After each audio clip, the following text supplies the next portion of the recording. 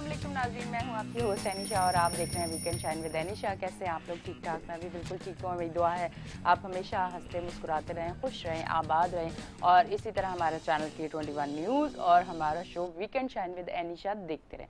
अच्छा जी, कहने का मकसद ये है कि एक कल की रात बड़ी खूबसूरत मतलब कल का एक बड़ा खूबसूरत इवेंट हुआ K21 की जानिब से।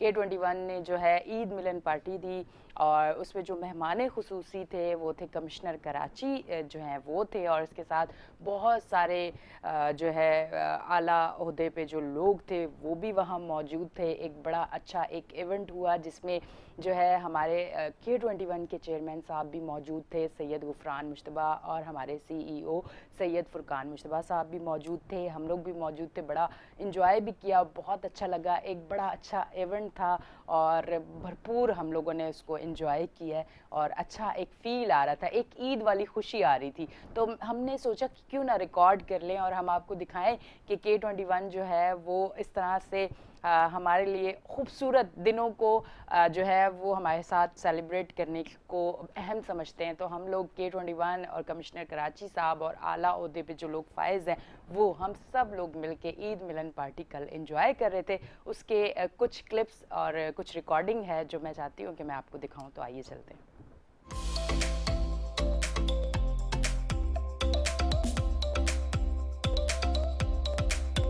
अस्सलाम वालेकुम नाजरीन, मैं हूँ आपकी होस्ट एनिशा और आप देख रहे हैं K21 न्यूज़। और आज की रौनक, आज की रोशनियाँ, आज की खूबसूरती जो आपको K21 न्यूज़ की स्क्रीन पे नज़र आ रही है, मैं आपको बताती हूँ, दिल थाम के रखें कि K21 न्यूज़ की तरफ से एक ईद मिलन पार्टी जो है वो मुनक्किद की गई है।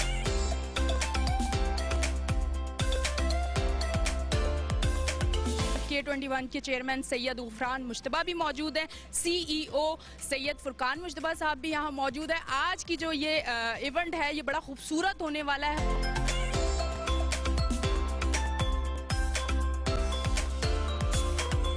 मेरे साथ मौजूद हैं असिस्टेंट कमिश्नर गुलशन इकबाल अब्दुल सत्तार साहब, उनको वेलकम करती हूँ। अस्सलाम वालेकुम। वालेकुम सलाम। सर कैसे हैं आप? जी बिल्कुल, आपकी दुआ ठीक ठाक। आप कैसे हैं? ठीक है अल्हम्दुलिल्लाह। सर कैसा महसूस हो रहा है K21 की तरफ से आज ईद मिलन पार्टी, इतने हालात ख़राब होने के बाद एक खुशी की लहर K21 ने दी है, तो आपको कैसा महसूस हो रहा है? बहुत अच्छा, ये बहुत अच्छा है। ऐसे प्रोग्राम होने चाहिए और हर मौके पे होने चाहिए। हमारे साथ मौजूद हैं असिस्टेंट कमिश्नर फिरोजाबाद अस्मा बतूल साहिबा, मैं उनको वेलकम करती हूँ। अस्सलाम वालेकुम। वालेकुम अस्सलाम। कैसी हैं आप? ठीक ठाक? मैं बिल्कुल ठीक हूँ, आप कैसी हैं? जी मैं भी ठीक हूँ, अल्लाह का शुक्र। और थैंक यू सो मच, आपने इतने अपने खूबसूरत जो है वो शाम में हमें मदऊ किया। K21 के लिए क्या कहना चाहेंगे कि इसी तरह मेहनत करते रहें, इसी तरह आगे बढ़ते रहें और इसी तरह हर छोटी न्यूज़ और हर बड़ी न्यूज़ अपनी स्क्रीन पे दिखाते रहें? इसी तरह मेहनत करते रहें, बिल्कुल ऐसे ही है। K21 ने बहुत शॉर्ट स्पैन में जितना अच्छा काम किया है और जितनी अच्छी वर्किंग कर रहा है, और इंडिविजुअली तौर पे आप सब लोग और स्पेशल कलेक्टिवली भी आप सब लोग जो है वो बहुत अच्छे तरीके से यहाँ कराची को रिप्रेजेंट कर रहे हैं, इसके तमाम मसलों को उजागर करते हैं। जी नाजरीन, मेरे साथ मौजूद हैं K21 न्यूज़ के चेयरमैन सैयद गुफरान मुश्तबा साहब, उनसे मैं बात करती हूँ। अस्सलाम वालेकुम। वालेकुम अस्सलाम। कैसे हैं सर? मैं खैरियत से हूँ।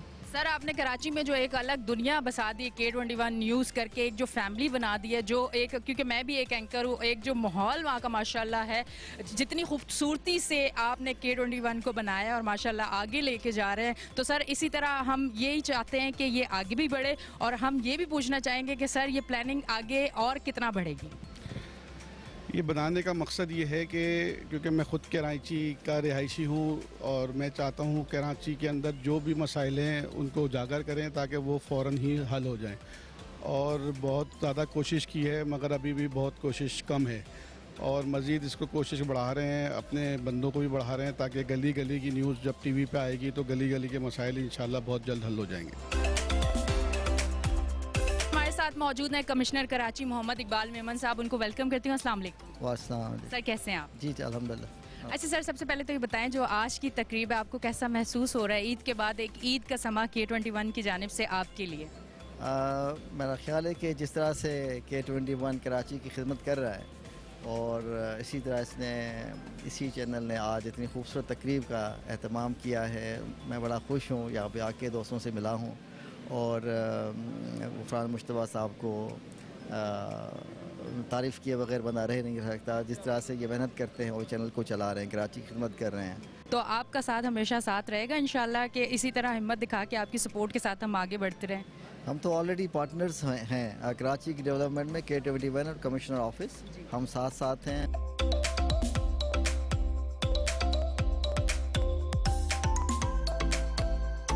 हमारे साथ मौजूद है मरकज़ तंजीम अज़ा के जनरल सेक्रेटरी मेहदी अब्बास साहब, उनको वेलकम करती हूँ। अस्सलाम वालेकुम। वालेकुम सलाम। सर कैसे हैं आप? अल्लाह का शुक्र, ठीक ठाक।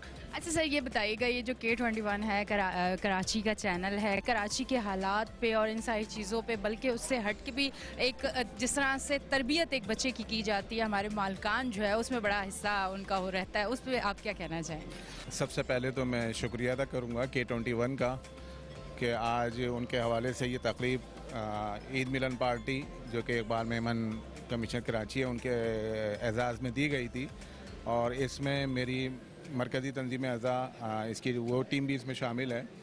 दूसरा मैं यहाँ K21 का भी शुक्रिया अदा करूँगा कि उन्होंने हमें यहाँ मदऊ किया।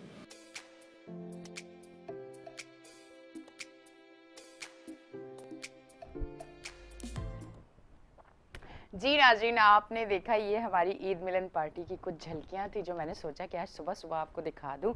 ये कल रात को जो है ये ईद मिलन पार्टी थी, बड़ा मज़ा आया, बहुत अच्छा लगा, बहुत अच्छा डिनर भी था, बड़ा अच्छा माहौल भी था और बहुत अच्छे अच्छे लोग भी इनवाइट किए हुए थे और बड़ा मज़ा आया। और इस तरह की चीज़ें होनी चाहिए, थोड़ा सा हम लोग भी एक्टिव हो जाते हैं और बहुत अच्छा फील करते हैं। तो बड़ा अच्छा फील किया, बड़ा रिलैक्स फील कर रही हूँ, फ्रेश फील कर रही हूँ और बहुत ज़्यादा मज़ा आया। तो K21 को मेरी तरफ से बहुत बहुत शुक्रिया। और इसी के साथ साथ मैं अब शो का बाकायदा ये वीकेंड शाइन जो है अब अपने गेस्ट के साथ स्टार्ट करने जा रही हूँ। हमारे साथ आपको पता है कि सैटरडे को मेरे साथ होते हैं डॉक्टर साहब, और डॉक्टर साहब से मैं हर टॉपिक पे बात कर लेती हूँ। तो आज जो है ज़रा थोड़ा सा मैं, हालांकि आप और चैनल्स पे जब उनको देखते होंगे तो एज अ तज्ज़ियाकार भी उनको देखते हैं और वो मुल्की हालात पे भी बात करते हैं। तो आज मैंने सोचा कि थोड़ा सा मुल्की हालात पे हम बात करेंगे, फिर उसके बाद थोड़ा सा डॉक्टर साहब हैं तो डॉक्टर साहब को मैंने छोड़ना तो है नहीं, डॉक्टर साहब से कोई ना कोई तो मैंने सवाल रखे हुए होंगे, तो फिर थोड़ा सा टॉपिक हम चेंज करेंगे। पर शुरू में जो है थोड़ा सा हम एज अ तज्ज़ियाकार जो है वो उनसे थोड़ी बहुत मुल्की हालात पे हम बात करेंगे। सबसे पहले मैं उनको वेलकम करूंगी, चाइल्ड स्पेशलिस्ट हैं डॉक्टर आबिद हुसैन मिर्ज़ा साहब। अस्सलाम वालेकुम। जी वालेकुम सलाम। कैसे हैं डॉक्टर साहब? बिल्कुल एवरग्रीन। बिल्कुल डॉक्टर साहब, एवरग्रीन होना चाहिए, जिंदगी तभी तो खूबसूरत होती है। बेशक बेशक। अच्छा डॉक्टर साहब, ये सबसे पहले तो मैं जो मौजूदा सूरत हाल है जो मुल्क की, मैं शहर कराची की बात नहीं कर रही हूँ, मैं मुल्क की बात कर रही हूँ, जो मुल्क की सूरत हाल है ये अभी आप रिसेंट देखा एक जो अभी कराची, मैं अगर कराची की बात करूँ कि इस्लामाबाद में था और कराची की जो हालत थी, मैं बाहर निकली हूँ, शेलिंग हो रही थी हमारे एरिया के सामने, बुरा हाल कि मैं वहीं बैठ गई हूँ, मेरी आंखों से आंसू, गला बंद हो गया, वहाँ बच्चे परेशान हो रहे हैं, जो लोग वहाँ रहते थे, पता नहीं वहाँ कोई अगर दमे का मरीज़ होगा, उस दमे के मरीज़ के साथ क्या होगा। मतलब एक नॉर्मल हूँ तो मैं बर्दाश्त नहीं कर पा रही थी। मतलब एक हालात में जो कशीदगी है और जिस तरह से आवाम उठ गई है और जिस तरह से आपस में लड़ रही है, सियासत समझ नहीं आ रहा कि होने क्या जा रहा है, इस पर आप क्या कहेंगे? हाँ देखिए, बिस्मिल्लाहिर्रहमानिर्रहीम, आपने इस वक्त जो टॉपिक चेंज किया, मैं समझता हूँ ये वक्त की ज़रूरत है। हम सब देखिए इंसान हैं और पाकिस्तान के शहरी हैं और पाकिस्तान में रहते हैं। हम सब की नज़रें मुल्क पर भी होती हैं, मुल्क के हालात पर भी होती हैं। देखिए, सियासत का मतलब ये हरगिज़ नहीं होता कि एक दूसरे शहरियों को नुकसान पहुँचाया जाए। सियासत बड़ी खूबसूरत तरीके से चलाई जाती है, ये डेमोक्रेसी है, इसका नाम डेमोक्रेटिक रिपब्लिक का नाम दिया जाता है। वो चीज़ें, तमाम वो चीज़ें जो अवाम पसंद करती है वही सिलेक्शन करती है, वही हुकूमत बनाती है। लेकिन जब यही अवाम एक दूसरे की दुश्मन हो जाए, एक दूसरे के सामने सफ आरा हो जाए, तो मैं समझता हूँ पर ये सियासत तो नहीं रही ना, फिर तो ये मैदान जंग बन गया ना, फिर तो एक तरफ दुश्मन आ गया, एक तरफ आपका जो है दोस्त आ गया, ये तो सियासत नहीं रही फिर आपकी। मैं ये समझता हूँ कि हमें इस वक्त बर वक्त ये फैसले करने चाहिए कि सियासत है क्या। ये सियासत तो नहीं है, ये तो मैं समझता हूँ खुली दुश्मनी है। ये नहीं है कि इमरान खान साहब कर रहे हैं या हमारी हुकूमत कर रही है, ये जो भी कर रहा है ये सियासत नहीं है। ये मैं इसको हरगिज़ सियासत नहीं कहता हूँ। मैं, आप इस्लामिक दौर को देख लें, क्या आप जो है खुलफाए राशिदीन को देख लें आप, हमारे जब देखिए जब रसूल सल्लम की जब फतह मक्का किया था तो उस वक्त का तरीक़ाकार क्या था। उस पर देखिए दो दुश्मन सबको माफ़ कर दिया गया था और ये कहा गया था कि जो उस वक्त जो सबसे बड़े जो एंटी थे हमारे अबू सुफियान, तो कह लेंगे जिसके घर में अबू सुफियान होगा उसकी भी रियायत है, उसकी भी बख्शिश है, उसको भी रियायत कर दी जाती है। तो मैं ये समझता हूँ हमारी ये सियासत इस तरह की है कि हमें एक दूसरे से मोहब्बत से पेश आना चाहिए। जब एक सिलेक्शन हो गया, एक हुकूमत आ गई, तो मैं ये समझता हूँ कि दूसरे चाहिए कि हमारे जो दूसरी जो अपोजिशन है उसको चुप हो जाना चाहिए और सिर्फ अदालत जो है, अदलिया जो है उसको सामने आना चाहिए, हमारी जो इस्टेब्लिशमेंट है उसको सामने आना चाहिए। मुझे हैरानी इस बात की है कि हमारे पास अदलिया भी थी, हमारे पास इस्टेब्लिशमेंट भी था, ये वाक़यात कैसे हो गए। ये जो खुली दुश्मनी जो ये समझ लीजिए कि जो एक कागजात का टुकड़ा लहराया जाता है, या ये जो इमरान खान जो भी बात कर रहे हैं, मैं कहता हूँ कि इन सब चीज़ों को अदालत में लेके जाना चाहिए। कोई इसका फैसला रोड पे नहीं होना चाहिए।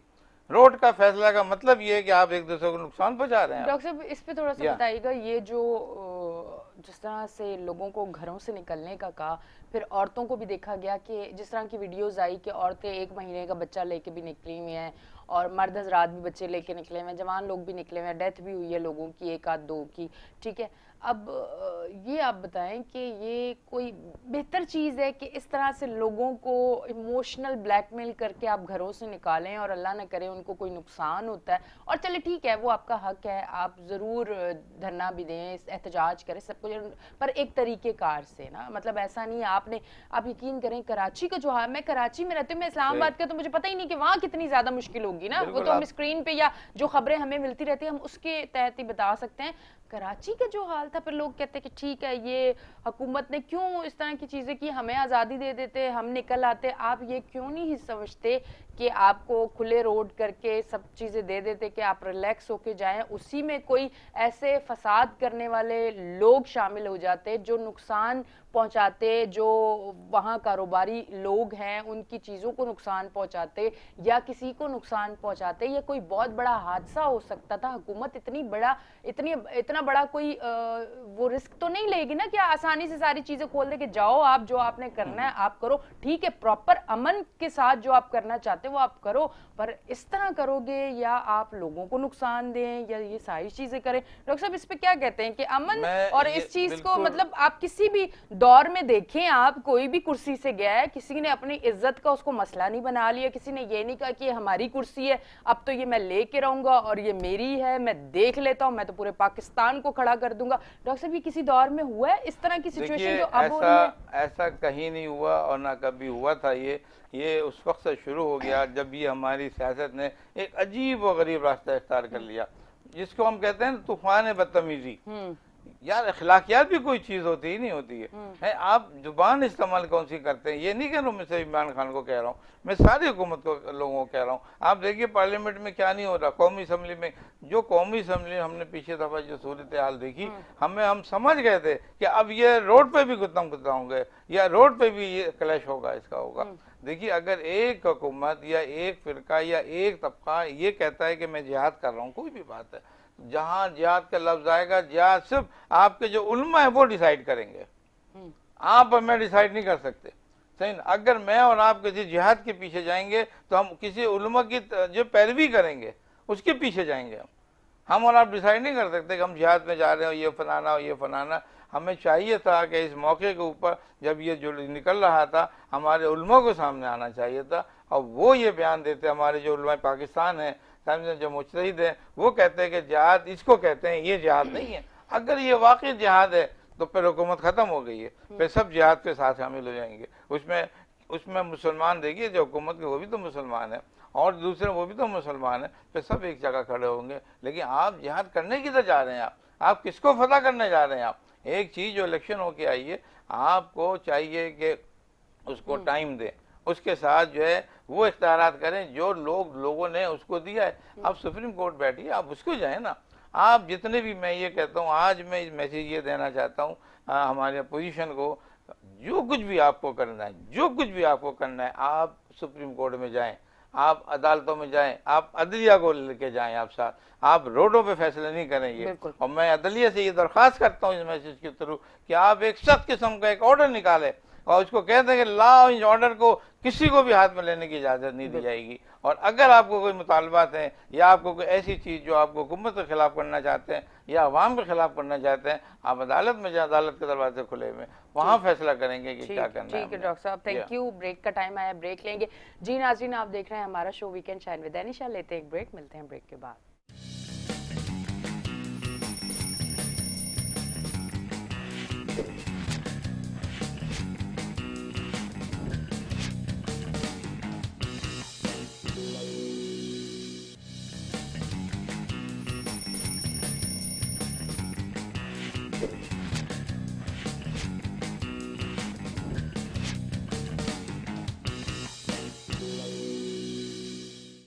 वेलकम बैक जी नाजरीन, हम ब्रेक से वापस आ चुके हैं और आप देख रहे हैं हमारा शो वीकेंड शाइन विद दानिशा। अगर कोई लाइव कॉलर कॉल करके शो में शामिल होना चाहता है तो आपकी टीवी स्क्रीन पे हमारे फ़ोन नंबर आ रहे हैं, आप हमें लाइव कॉल करके जो भी आपके जज्बात, एहसासात, कोई भी बात करना चाहे आप ज़रूर कर सकते हैं। क्योंकि कुछ लोग मेरी तरह बड़े जज्बाती होंगे जो इस तरह का उन्होंने सफ़र किया होगा उस दिन और बड़े प्रॉब्लम में आए होंगे। मैं तो बहुत प्रॉब्लम में आई हूँ। अच्छा डॉक्टर साहब, ये बताएं ये आप ये सिलसिला कब तक चलता रहेगा? अब 6 दिन का टाइम दिया, अब तो ये बड़ा, ये तो पाकिस्तान का अमन जो है वो ख़राब हो रहा है। देखिए, आप बिल्कुल सही कह रही हैं। देखिए, जब भी ऐसी बातें होती है, दो ही बातें जैसे मैंने अभी बात की थी, आपकी अदलिया सामने आती है। ये सब जो डिक्टेशन जो भी करेगा वो आपका दुश्मन करे, आपका मुल्क का जो फेवर बन रहा है वो करे। असलिया जो है, अदलिया ही जिम्मेदार है इन सब चीज़ों की। वो आपको ऐसे 6 दिन और 7 दिन लेने के लिए क्यों किसी को जितना मौका देती है? आपको जो कुछ भी चाहिए आप 6 दिन करें, 7 दिन करें, आप फाइल कर दें अदालत में जाके। आप अदालत में कहते हैं कि हम 6 दिन का इनको मौका दे रहे हैं, आप इनको ये देख लें। अगर आप सही हैं तो अदलिया कहेगी आप सही हैं, आप कर लेंगे, वरना अदलिया कहेगी आपको जायज़ ही नहीं है, ये तो आप इलेक्शन हो चुके हैं। अदलिया ही के फैसले की वजह से ये हुकूमत आई है। जो आई थी, जो हुकूमत ने इनको गिराया तो दूसरी आई था। अब ठीक है, वो गलत है, वैसे ही वो फैसला अदलिया करेगी। आपका प्रेशर जो है, मैं समझता हूँ हरगिज़ नहीं हो सकता। इससे पहले भी देखिए बहुत से हमारे पास ऐसे हुए हैं जिन्होंने, अवाम ने बहुत प्रेशराइज़ किया हुकूमत को। नवाज शरीफ की हुकूमत में हुआ, इमरान खान की हुकूमत में हुआ। इमरान खान की जब हुकूमत है, जब दूसरी पार्टी ने बहुत से जलसे जुलूस किए, मगर देखिए हुकूमत कभी इम्प्रेस नहीं होती। इसलिए कि हुकूमत के पास रास्ते मौजूद हैं दो, एक पीछे इस्टेब्लिशमेंट होती है, आगे अदलिया होती है। हुकूमत एक बीच में बैठी हुई है। आपको कुछ करना है, अदालत जाएं आप, या इस्टेब्लिशमेंट को आप कहें। हमको तो एक चार्ज मिला है, वो काम करने के लिए बैठे हैं। तो मैं समझता हूँ कि इनको ये चाहिए कि 6 दिन और 7 दिन के डिक्टेशन के बजाय अदालत में जाकर साबित करें कि ये लोग गलत हैं। अगर मैं ये कहता हूँ, मैं ये अभी तक तो मुझे समझ ये नहीं आई है हुकूमत को कि हुकूमत को इतनी अक्ल नहीं है कि अगर आप पे कोई ब्लेम कर रहा है कि आप डाकू हैं, आप डिक्टेटर हैं, आपने जो है जिनको लूटा है, आपको ये हद की इज्जत का दावा करना है अदालत में आप इनके खिलाफ। अगर इन्होंने वहाँ प्रूफ कर दिया, नैब को छोड़ें आप, नैब को फिर आपने कहा कि इतना इन्होंने पैसा लिया, वो तो कोर्ट में चल लें, आप अदालत में इन पर केस कर दें। अदालत ने प्रूफ कर दिया कि इन्होंने वाकई केस लिए हुआ है, तो ये डकैत साबित हो जाएंगे, हट जाएंगे, आपको फ़ायदा हो जाएगा।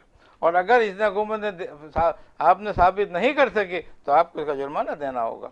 ये फाइट जो है वो अदलिया की है, जो आप रोड पर लड़ रहे हैं। आप रोड के पे मैं समझता हूँ कि एक ऐसा परफॉर्मर बनना चाहिए अदलिया की तरफ से कि कोई भी आज के बाद अगर कोई सड़क पे कोई जलसा जुलूस करता है तो उसके लिए कुछ ना कुछ रूल रेगुलेशन होने चाहिए, समझे ना। और वो रूल रेगुलेशन ये हो, अब देखिए जितनी ये जो 25 तारीख थी, तो मुझे बताया गया, मैंने एक इकोनॉमी रिपोर्ट देखी, 110 अरब रुपए का नुकसान हुआ है उस दिन।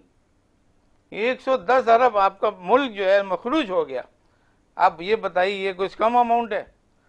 जब भी कोई स्ट्राइक होती है, देखिए बेरोजगारी आ जाती है, उसके अंदर लॉसेस हो जाते हैं, डैमेजेस हो जाते हैं।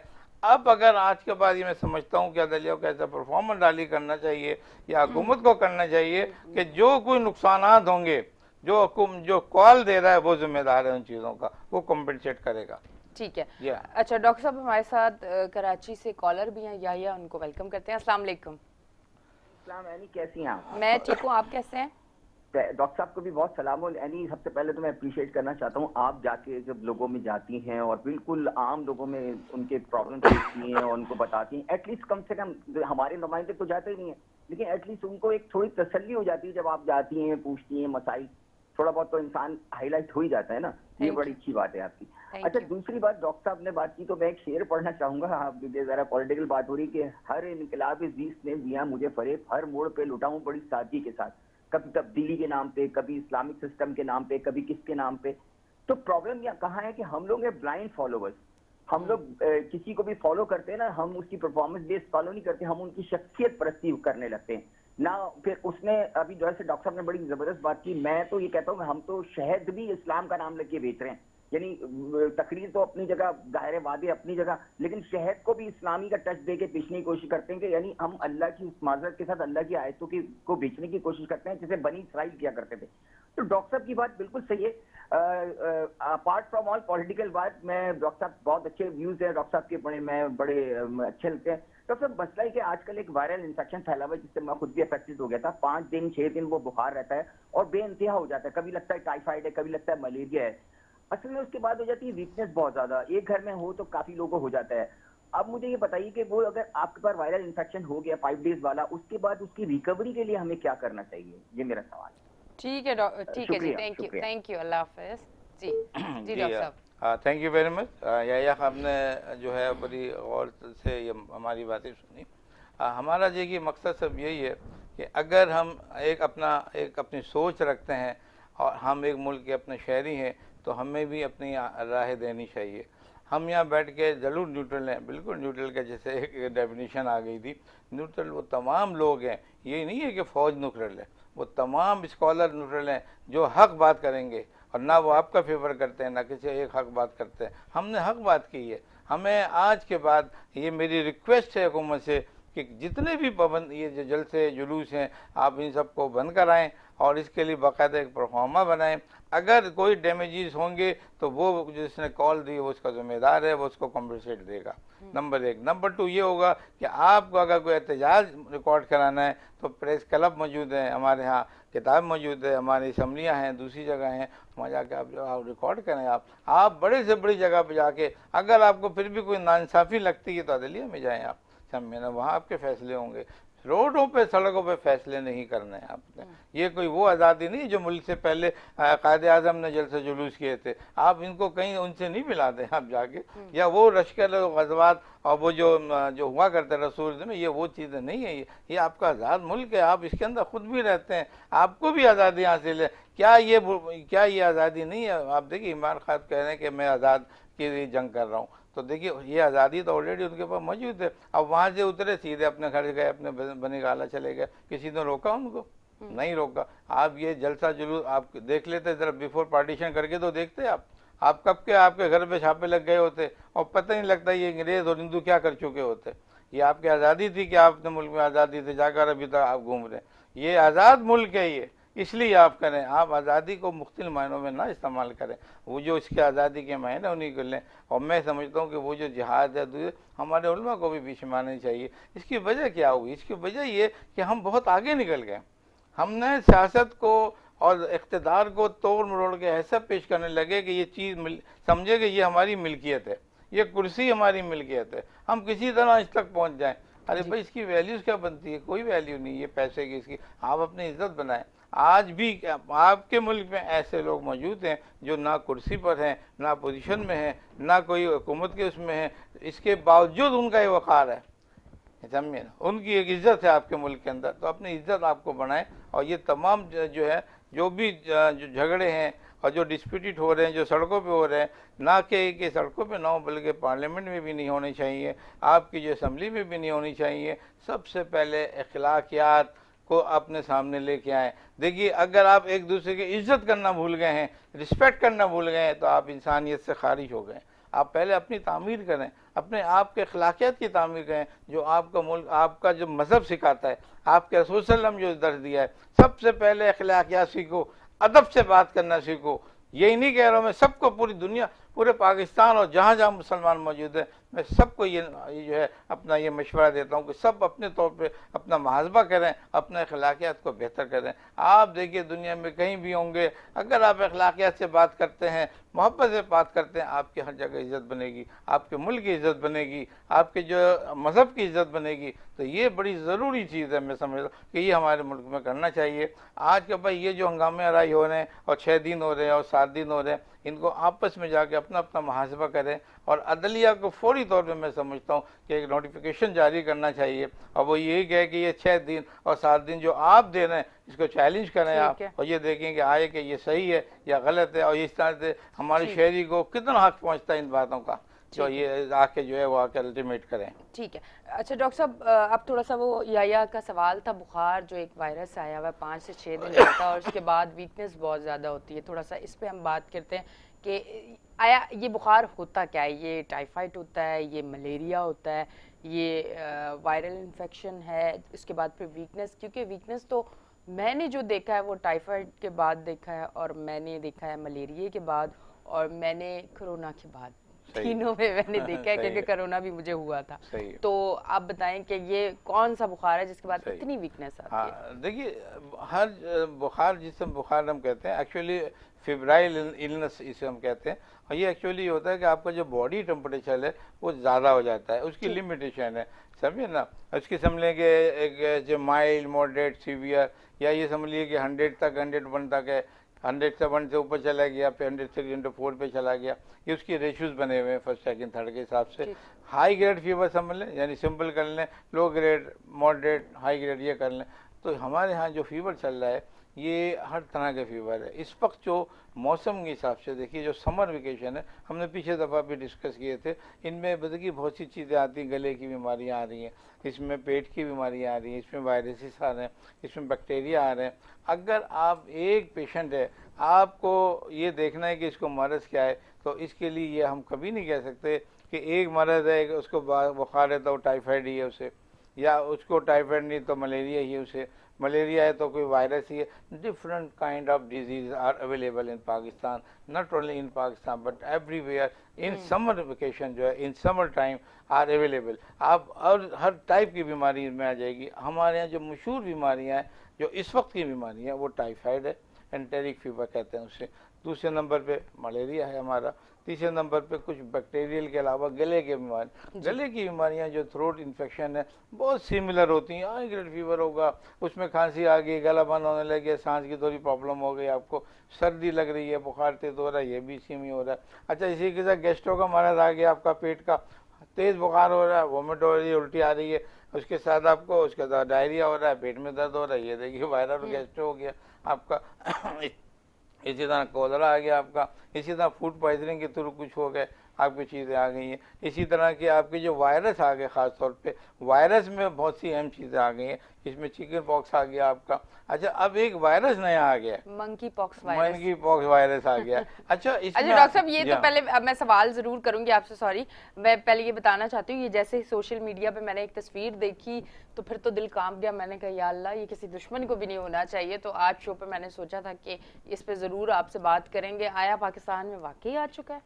सही, वाकई आ चुका है, मतलब केसेस मैं बहुत ये बता दूं कि सबसे पहले आपको इस बात का जवाब दे दूं कि अभी तक जो रिपोर्ट है हमारे पास, कल तक की जो रिपोर्ट है जो हमारी CDC ने दी है और जो रिसर्च हुई है, उसमें पाकिस्तान में एक भी वायरस या एक भी केस आपको मंकी पॉक्स का नहीं है। शुक्र अल्हम्दुलिल्लाह, एक भी केस नहीं है। पिछले दिनों सस्पेक्ट हुआ था, एक केस हुआ था, लेकिन जब मैंने भी इंक्वायरी की तो पता लगा कि वो केस ऐसा नहीं था। लेकिन इसके बावजूद हमारी जो WHO की रिपोर्ट है, इस वक्त 16 मुल्क ऐसे हैं, 16 ममालिक ऐसे हैं दुनिया में जहाँ पर ये मंकी पॉक्स आ चुका है। और हर जगह है ये, समझे ना। अमेरिका में मोर देन 300 के केसेस हैं, यूरोप में आ चुका है। जब ये शुरू में जो आए थे ये, अच्छा जितने भी ये वायरसेस आते हैं ये ज़्यादातर अफ्रीकी कंट्रीज से आते हैं, समझे ना। साउथ और नॉर्थन जो कंट्रीज़ हैं आपके, और आपके अफ्रीका के मुल्क हैं और जो अमेरिकन के साउदर्न, ये वहाँ से आते हैं सारे। ये इसकी वजह क्या है कि हमारे यहाँ ज़्यादा एनिमल्स वहीं पाए जाते हैं। अच्छा। अफ्रीका में होते हैं। अच्छा जंगलात डॉक्टर के साहब थोड़ा हवाले सा से। बताएं ये वायरस है क्या, मतलब हमारे देखने वालों को बताएं कि ये वायरस है क्या, इसमें होता क्या है, क्योंकि काफी लोगों को नहीं पता। थोड़ा सा अवेयरनेस के लिए बताना है कि आया ये वायरस होता क्या है, इसमें क्या चेंजेस आती है बॉडी में, आपकी स्किन में, आपको किस तरह से पता चलता है कि अब ये जो है सिलसिला स्टार्ट हो चुका है, ये वायरस जो है वो एक्टिव हो चुका है मुझ में। सही है। देखिए अभी तक कराची में या पाकिस्तान में तो कैसा केस आया नहीं ना, हमने वही केसेस जो उस पर देखे उस पर स्टडी की। इसमें जो वायरस होगा, वायरस का मतलब है बुखार का आना, तो इसमें बुखार आएगा। इसमें भी फ्लू लाइक सिम्टम्स होती हैं, जैसे कि कोविड में हो रही थी, ऐसे इसमें भी इसी तरह की आएंगी। यानी नज़ला जुकाम होगा, खांसी होगी, आपकी बॉडी एक होगा, सर में दर्द, उल्टी होगी, जिसमें दर्द होगा, ये होगी। अब इसके अंदर एक प्लस चीज होती है, अब वो होती है, उनको कहते हैं लिम्स नोड, यानी हमारे गले के अंदर यहाँ पे नोड्स पाई जाती हैं, लिम्स कहते हैं, लिम्स एडिनोपैथी होती है, वो होती है, ये प्लस पॉइंट है इसका। यानी मंकी पॉक्स में लिम्स एडिनोपैथी होगी, लिम्स नोड के एनलार्जमेंट होगी, और इसके साथ इसमें स्किन लीजन होंगे, ब्लिस्टर बन जाएंगे। अब ब्लिस्टर तो ये होते हैं यानी स्किन के स्पॉट होंगे, यानी फ्लैट रोज स्पॉट बनेंगे। Flat rose spot is a typical sign है इसमें मंकी पॉक्स की। लेकिन इसी टाइप के जो है और भी चीज़ों में पाए जाते हैं, जैसे चिकन पॉक्स हो गई है, उसमें भी होते हैं, लेकिन उसमें लिम्स नोड नहीं बढ़ेंगे इतने। इसमें वाई जो है सबसे जो बड़ी एक चीज़ है, अगर कभी खुदा ना खास्ता पाकिस्तान में कोई आ रहा है और ऐसा केस हो जाता है और डॉक्टरों को मुश्किल होती है, तो मेरा कहना यही है कि सबसे पहले उनको आप उसी जहाँ दूसरी क्लिनिकल फीचर होनी है, लिम्स नोड को आप चेक करें। ठीक है डॉक्टर साहब, यहीं पे हम इस सिलसिले को रोकेंगे और फिर इसको आगे लेके चलेंगे। डिटेल में मैं आपसे जवाब लूंगी, क्योंकि मैं इसको प्रॉपर खुद भी सुनना चाहती हूँ और अपने देखने वालों को भी सुनाना चाहती हूँ। ब्रेक का टाइम आ गया, इसलिए मैं जल्दी में इस जवाब को मिस नहीं करना चाहती, तो ब्रेक से वापस आके यहीं से कंटिन्यू करेंगे। लेते हैं एक ब्रेक, मिलते हैं ब्रेक के बाद।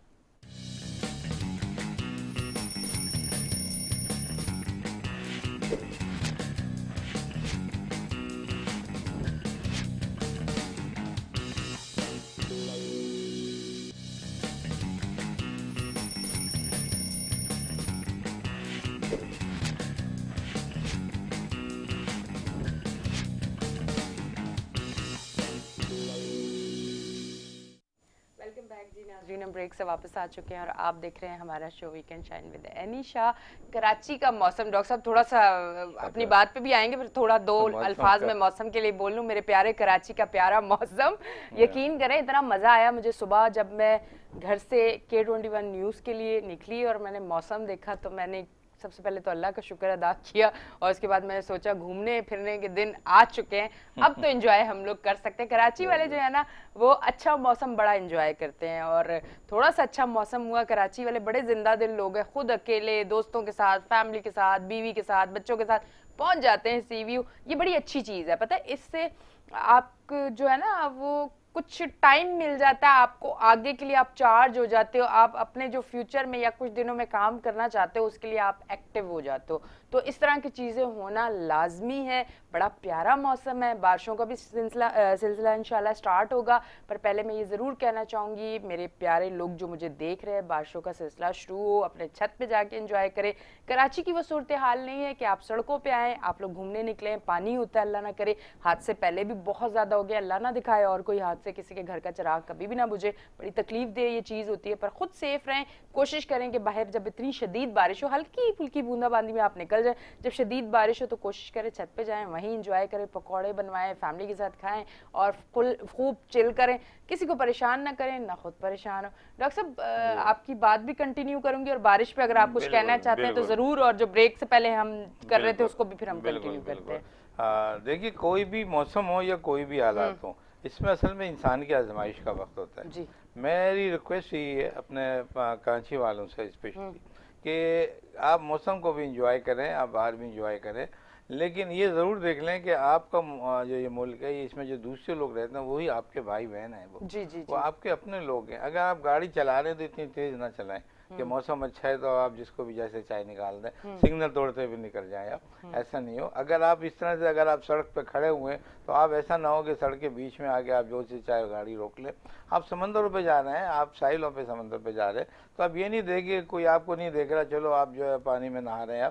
आपको पता है साहिल कितना खतरनाक हो गया ये, समझे। मैं तो हर साहिल में मैंने देखा है आजकल साहिलों पे एक अजीब किस्म की सिस्टम हो गई है कि एकदम यहाँ खड़े हैं ना आप साहिल पे, एकदम मिट्टी खत्म हो जाएगी, वो एकदम नीचे चला जाएगा बंदा, समझे ना। इतना डेंजरस हो गया है। जहाँ आप एंजॉयमेंट हो रहा है तो वहीं आपकी आजमाइश भी है इस मौसम के हिसाब से। अपने आप को बिल्कुल केयरफुल रखें और ये ख्याल रखें कि जो आपके जो वहाँ पर जो लोग मौजूद हैं सेफ के लिए, आपके जो वहाँ पे गार्ड मौजूद हैं, वहाँ जो आपके रेस्क्यू के लोग मौजूद हैं, या वहाँ आपके जो पुलिस या रेंजर्स के लोग मौजूद हैं, मेरी रिक्वेस्ट है आप कोऑपरेट करें उनके साथ, समझे ना। आप मिलजुल के चलेंगे, ये आपकी हमारी हिफाजत के लिए लोग वहाँ बैठे हुए हैं।